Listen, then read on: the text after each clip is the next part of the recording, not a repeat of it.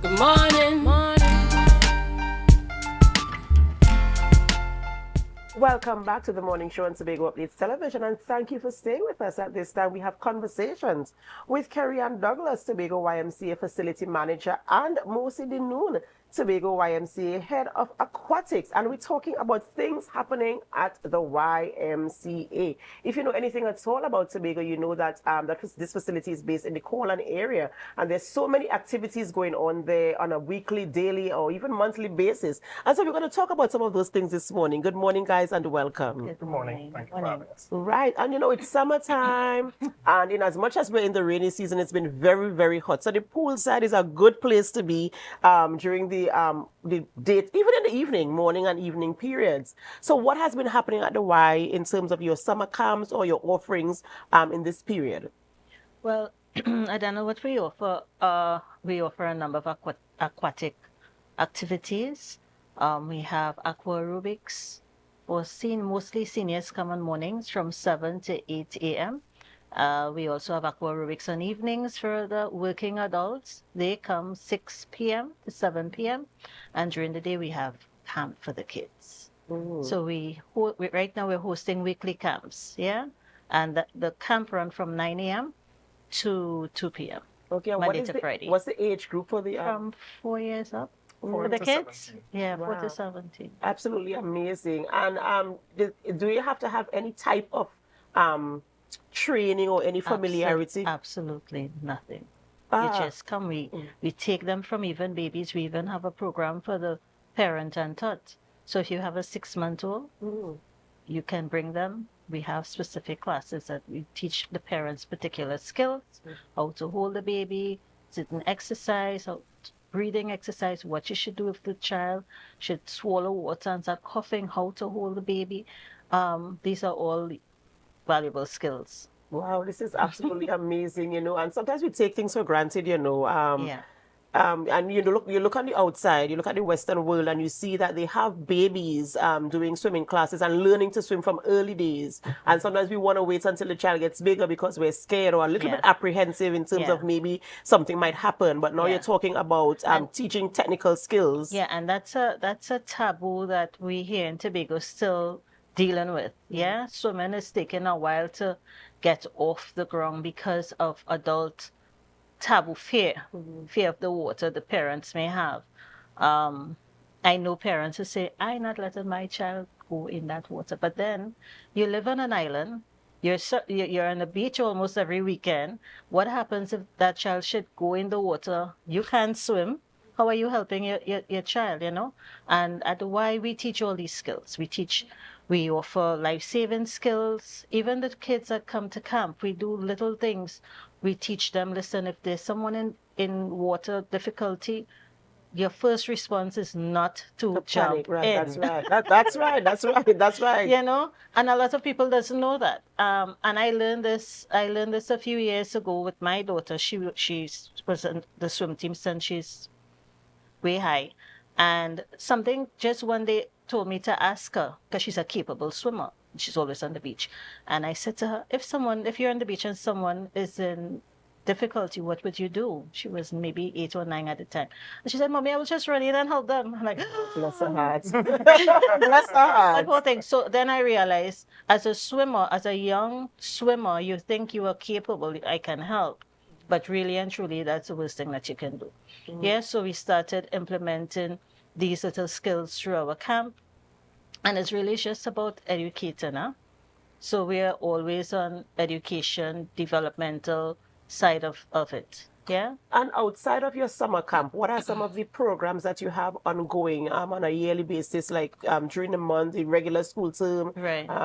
You know, Right. So what we have, what we do is we offer school swim during the day, from September to December. And the school swim comes where you register with your school, and the school brings the kids over to the Y for a 45-minute period. We teach them swimming.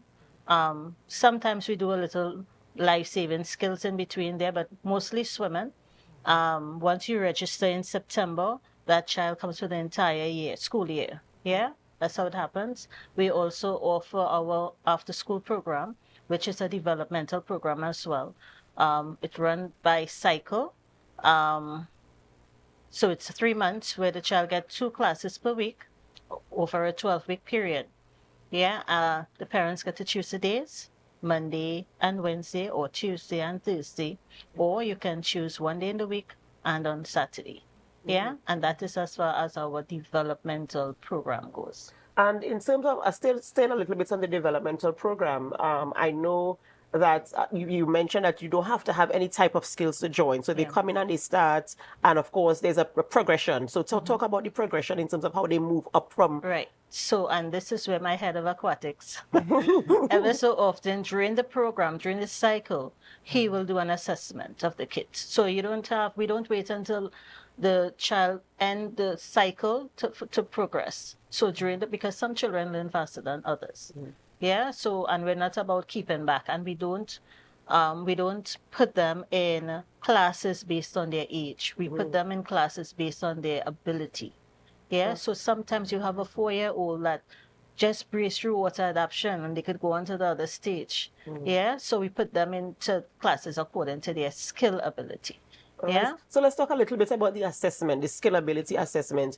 How do you measure the assessment? As you said, a 4-year-old might just breeze through the water. So how do you assess them? So what we do is we have a necessary skill sheet where we go to. So every level has a skill goal that you try to make. So when the swimmers come and they go through all the assessment, the coaches would be, basically we have an ongoing assessment. So like Mrs. Douglas said, is not that we are waiting to the end of the cycle. Once they hit the skill set, so let's say when they first start off, a child who has no skill whatsoever, the first part that we are trying to do is water adaptation, making sure that if they fall into the pool that they are okay.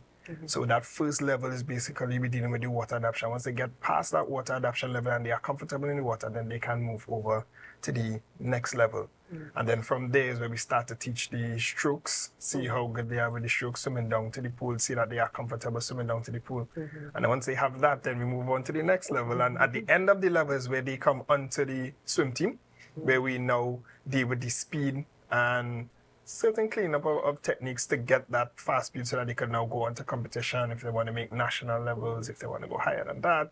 That's the progression that we have. That's what we have in mind. That's the goal where we take them from developmental where you can't, you might be beating around in the sun to now trying to be a national athlete. Wow. And how, in terms of your, let's say over the past maybe 2 or 3 years, in terms of the developmental progress of your members, how has the progression been? I know you just came back with a few medals, and I want to leave that for our sports segment, which will take place on Friday. But in terms of the numbers or the quality of progression, how have you been able to measure it in terms of the outcome? So thus far, like you said, quality is very important with regards to what we produce. So it's not that we are trying to rush. And sometimes I can understand parents' frustration a little bit with regards to the time that it takes. But like Mrs. Douglas said as well, it takes time. A child kicking is the longest part that a child is going to take because it seems as something easy saying a child should know how to kick, but when it comes to the swimming aspect of it and the technicalities of what they need to learn, sometimes it's a little bit difficult. We have a lot of swimmers who actually went through the program and actually went to competition and they came back medaling. Like Zulika Darable, for example, like she shoot through the program, she went through the swim camp. She did the camp, she did all the stages, and when she started her first competition, which was the National Primary School Swim Meet, she came back with a bronze medal. And then her next swim meet following that, she came back with a trophy. Wow. So there are children who go through the program. That's just one example. There are others, but there are examples of others who go through the program because we focus so much on the quality of the athlete is how we know that when they get to that stage that they're going to do well when it comes to competition. Absolutely amazing. And in terms of the period that we're in now, which is summer, is there still time for children to register for the summer camp that is ongoing? So we have camp this week and next week. I think next week is the last week. Yeah. But So if they want to get in on camp, there's still time. They can register for the rest of this week. They can register for next week. And then after that, we are in full preparation with our swim meet invitational where Mosi will tell you more. But we're going to host a numerous amount of swim teams coming from our sister island. Absolutely amazing. So tell us about the... So we have the YMCA invitation. I'll show you when I see the flyer come across the screen. Yes. So that's on the 17th and the 18th of August, like Mr. Douglas said as well. You know, numerous teams coming up from Trinidad. We have a team that's coming with 80 athletes, which is, like, I would assume would have been the biggest team, but the other teams are coming with 60, who come with 100. And this swim meet is where we showcase the developmental athletes, not only from Tobago, but in Trinidad and Tobago. This is where the athletes would now race against each other to see if they want to stay in the field of swimming. They will see if they want to move over to the competitive world. So this is where the coaches, like myself and the assistant coach, Coach Rochelle, this is where we now gauge the athletes to see if they are where they need to be, so that we can move them over to the competitive world. Because in swimming, there are two different categories. They're developmental, which is what we at the YMCA teach, and they are developmental competition, which is like the YMCA. This is where you showcase the children, and then they are the competitive world where they go to the national level where they try to make national teams. So at this competition is where athletes, not only on the swim team, so we have children who, from the camp, who would come onto they will swim under the Tobago YMCA umbrella. Other children who may just want to try out and see what it's like. This is the competition where you can do that. You know, we have, in total, there's like 109 events, which is not to be scared about. Everybody won't be swimming 109 events. But for the developmental athletes, there are a total of 9 events, 4 25 meters. That is 25 fly, 25 back, 25 breaststroke, and 25 freestyle. They have the same thing in 50s, and then they have 100 iron for who can make that much of the pool. That's 4 laps of the pool, you know. But there are athletes who can do it, and we believe they can do it. And this is the part for them to, like, showcase and shine to see how well you can do against others. Wow, absolutely amazing. And I love the opportunities that you are providing, as you mentioned, to see if they want to do it. And one thing I believe in is to give children options. That's correct. Right? For instance, my son is involved in different types of sporting activities. Swimming is one of them, as you're aware. And so just to give them that opportunity, do I want to continue with this? Correct. Or is it just a hobby for me? Is it something I like doing, so I will continue doing it? Or do I want to progress to professional level, competitive level? So I love the fact that you're giving that measure of opportunity. And of course, I want to wish you all the very best. And I do hope our parents out there, if you're looking for something to do, I know most camps have come to an end either last week or this week. There's still one more week, this week and next week left for the YMCA swim camp. You know, you can get in there and see what's happening there. Let your child even get a little taste for the swimming, you know, even those who might not have been in a pool before. Now is a perfect opportunity, and even to continue on with the YMCA to see the programs that they have to offer in terms of developmental programs and, of course, training your children to take them to competition. You never know, they can represent Trinidad and Tobago somewhere. You know, the Olympics is going on now. You never can tell. You might start now, and you know the next couple of Olympics is because you see your child there and you're rooting for your child there on the Olympic stage. So, of course, it's a beautiful opportunity taking place there down at the YMCA.